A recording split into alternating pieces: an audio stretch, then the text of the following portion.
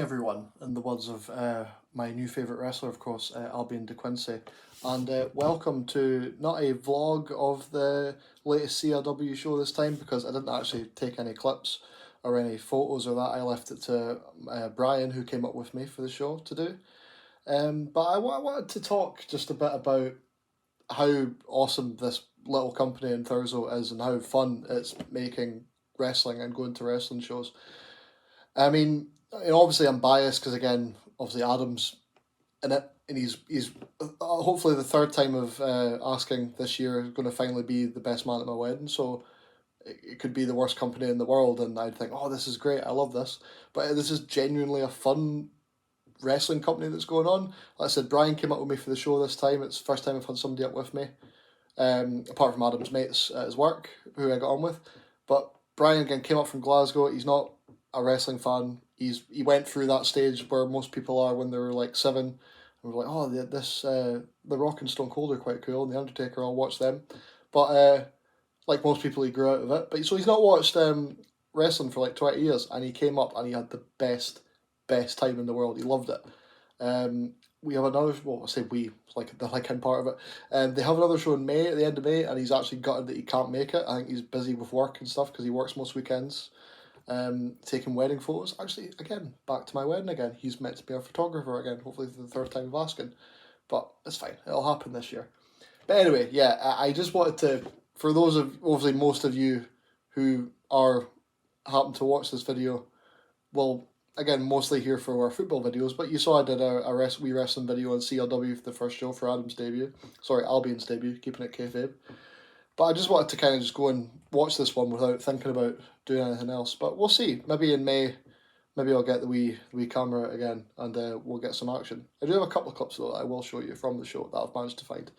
So this one was based around crowning their first champion, because the first show, there was no belts or anything like that. They just had matches essentially introducing all the teams, getting some points on the board for their house championship that they've got going on.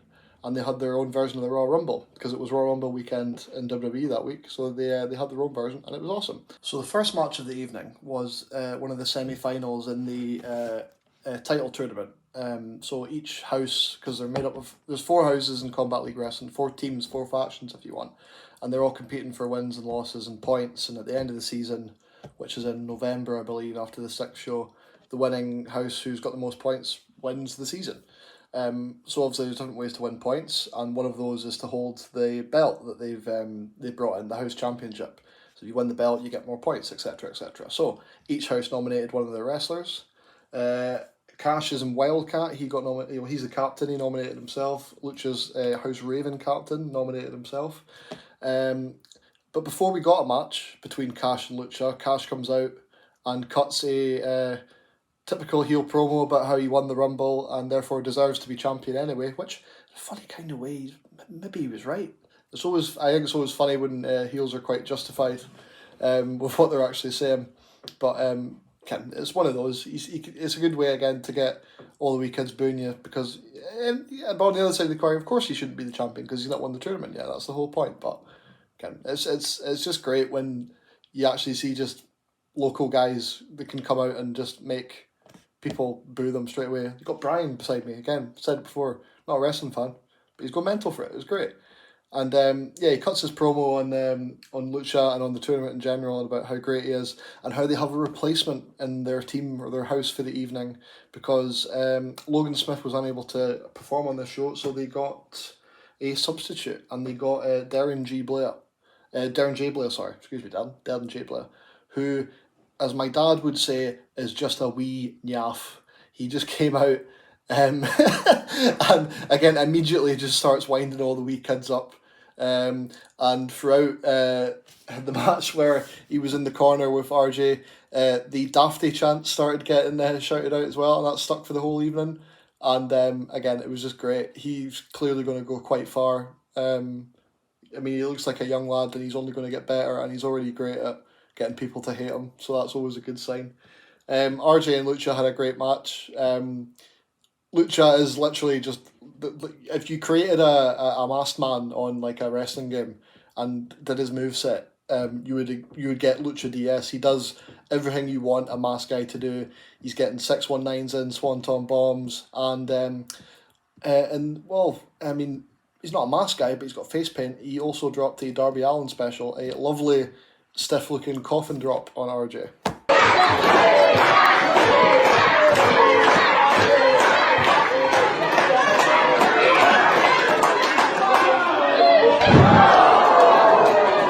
Yeah, that looked like it hurt, but I mean, it was a great match. RJ's doing his usual heel stuff, and of course that leads to him going through because it's the old distract the ref, and Darren, who again's just been being the typical heel manager or sidekick or whatever on the outside, comes in, swipes Lucha with a big elbow from behind, back of the head. He's out cold, didn't see it coming.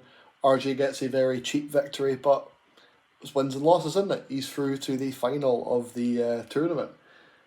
And just to wind up the wee boys and girls who hated him already and were calling him a dafty, Darren is up next for a match with his tag partner Lucas Craig, who's the other member of House Wildcat. Lucas Craig, who, is he a face or a heel? I don't know. I've been told from Albion that he's meant to be a face, but he comes across as like a heel who doesn't know he's a heel.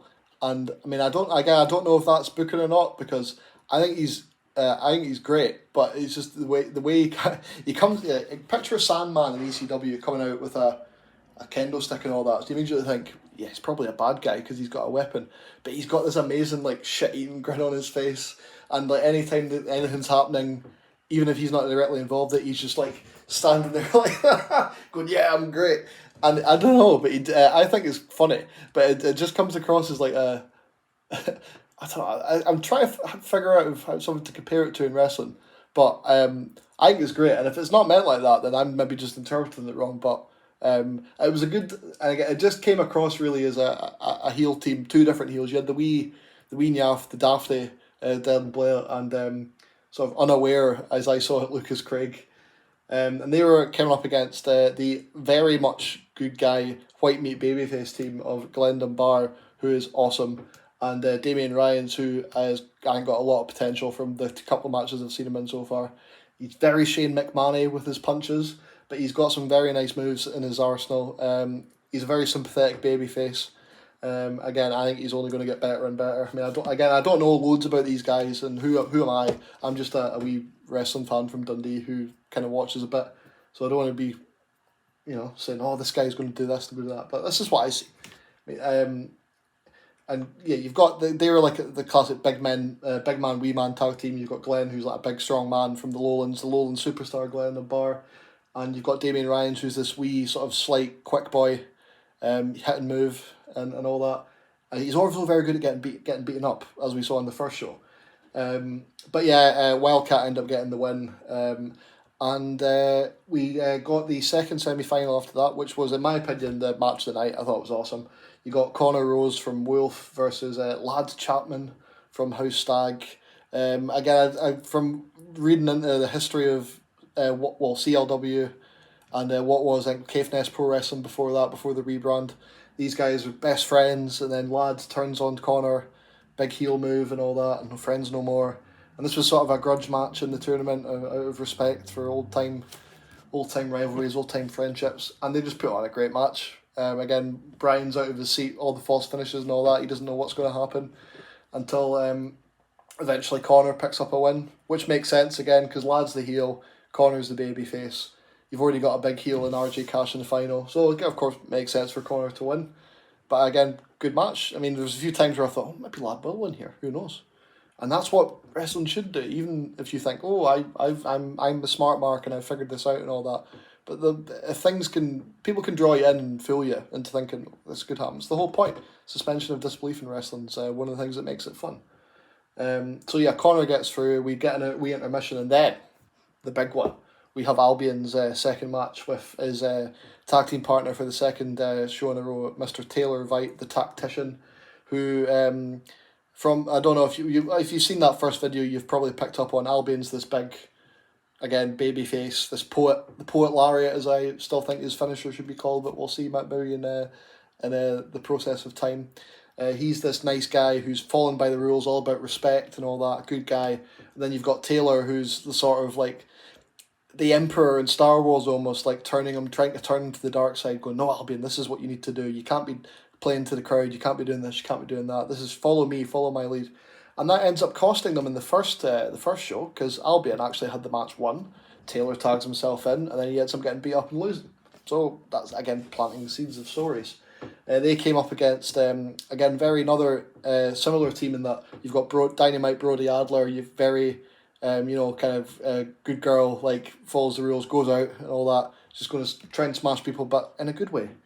And she is with Mr. Eric Arkham, who is like if sort of the Joker and if Mankind had a baby, and that Eric Arkham would have been the spawn of that. He came out in an Easter bunny mask that was just covered in blood, and he's just going up to like little kids in the front row and like just getting in their face like that, and they're like bursting into tears, and I'm just like, this is great. Again, this is great. Good way to freak people out, but also make people hate you. Again, Adam, like I've told you already, so fucking proud of you because you're, again, amazing. Starts the match Orange Cassidy style almost, rather than hands in the pockets. He's got one hand behind the back and he's like beating people up just using one hand. Great way to get his character over. There's a bit of a back and forth in the matches. Everyone's getting their stuff in. And then, of course, you get the sort of inevitable sort of breakdown in communications with Taylor and Albion, and continuing their story. And then we end up getting a big heel turn in this match. Good girl Brody Adler has turned to the dark side. Eric Arkham has corrupted Dynamite Brody Adler. And after multiple warnings from the referee, Eric ends up getting himself disqualified. So Albion wins! Adam gets his first win as a wrestler. And albeit by disqualification, and he gets massively beaten up by Brody and Eric, including a very lovely Lego spot again. 2 shows in a row, Eric Arkham brings out the Lego, because nothing is worse than getting injured with Lego, as we all know, because we stood on it in the middle of the night when we were kids, and it sucks. So there's this great spot where Adam's just on the floor, or Albion, sorry, on the floor, getting held up by Brody, getting Lego shoved in his mouth, and Eric just smashes him again. And while all this is going on, of course, the valiant leader of not only the team but the house, Taylor Vite, is doing nothing, and ends up ends up spitting in Albion's face before he heads off. And not only that, Lad's nowhere to be seen. But again, bad guy within the team. I don't know. Albion's just the black sheep of House Stag. Eventually, Lad comes out and helps him after everyone's left and he's been beaten up. But again, Adam did great again. He's only getting better as well. He's got a great teammate with Taylor Vite in terms of a wrestler who's going to help him immensely, as they all are. There's not a bad wrestler in this company. They're great. But yeah, so it will be very interesting to see where this Taylor Vite and Albion DeQuincy story goes from the next show. Will the team again? Well, I mean, can we get inter-house matches between guys? I don't know. But he's been spat in the face. That can't be allowed to stand, surely. But again, wrestling, so who knows? And that brought us to our main event of the evening with Mr. Connor Rose versus RJ Cash in the final. Again, classic good guy versus bad guy matchup. Again, they went out and put on a clinic. They did nothing overly fancy, but again, a lot of these guys on the show, they just do the basic stuff of wrestling really well. You don't need to do mental like Canadian destroyers all the time, is what you see in a lot of American promotions now and things like that, to tell a good story and to like put on a good match. You can do things, again, simple things well, simple moves well, and you can get a crowd to totally buy into what you're doing and have a good time and just really enjoy themselves. And that's exactly what they did. And we ended up with this lovely sequence near the end of the match, which was the downfall of RJ Cash. And it was nice to see a heel getting their comeuppance in this show after a lot of bad things going on previously. So just have a wee look at this.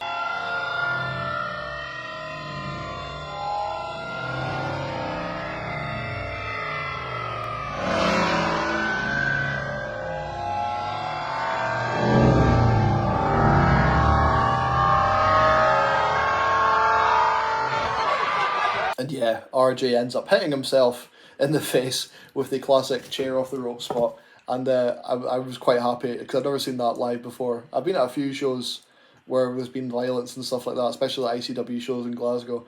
But I've never seen that spot live, but it's a good one. It's a classic. So it's nice to see that getting used, and it was nice to see a heel getting their comeuppance, because throughout that show they'd kind of got away with everything so far. But yeah, that happens. There's a little bit after that, and Connor ends up hitting his ejector seat finisher. I believe it's called the ejector seat, to win the match and the championship. So Connor Rose is your inaugural CLW House Champion. The belt itself, I think it was the old Caithness Pro Wrestling belt, but belts are expensive. Again, it's the House Championship now. Again, Connor's a great wrestler. I got a chance to speak to him a bit after the match, and he's a really awesome guy as well. It was nice just to get a chance to speak to a few of them, just casually. And like I said, they're a great bunch of guys up there. They've got the kind of, you've got like Connor and RJ Cash, Lad Chapman, and kind of Albion and Eric Arkham. They're kind of like the northern based guys. Like there's some of them in Thurso and some of them in Wick, and a lot of the rest of them come up from like the kind of Glasgow area. It's a great wee company. I mean, there's only 12 of them on the roster, but they've put on 2 great shows, and I've got another 4 to look forward to this year. And like I've been saying, again, wrestling doesn't have to be big and over the top and all this to be fun. Even to like new fans who you might think, oh, you're going to have to do something special to get guys in the door. They've sold out like that building, that in Legion in Thurso, 2 shows in a row. I think it was roughly 200 people at each show for like a wee town like Thurso. That's brilliant. Getting folk in watching live pro wrestling. It's awesome. And you've got they've already sold out their front row again for the May show. I'm very confident that show will sell out because they're telling these like interesting stories, they're putting on good matches. Everyone's going to want to keep coming back because they want to see what happens next. Can Conor Rose hold on to his title? What's Logan Smith going to do when he comes back? Because in the build up to this show, he kind of attacked Lucha DS in one of his Lucha's promos and said, "I'm not going to be here, but it doesn't matter. I'm better than you, Lucha, whatever." So that's a storyline for next time. Everyone's wanting to see Logan getting beat up by Lucha now. You've got the Albion and Taylor stuff. What's going to happen? You've got the evil Eric Arkham and his like Harley Quinn, Brody Adler kind of thing now. Like, what's going to happen with that? There's so much going on in such like a small company, but it's great. And yeah, I just thought I'd shed my tiny bit of light in the internet on it, and then try and make people maybe who aren't from up north a bit aware of what Combat League Wrestling is and how fun it is. So if you are a wrestling fan and fancy doing a 7-hour train journey north like me to go and see it, do it. But you have to be quick because tickets go out. Tickets sell out. They do. So thanks for listening, guys, and to all the guys at Combat League Wrestling, keep up the great work, and I can't wait to see you guys in May.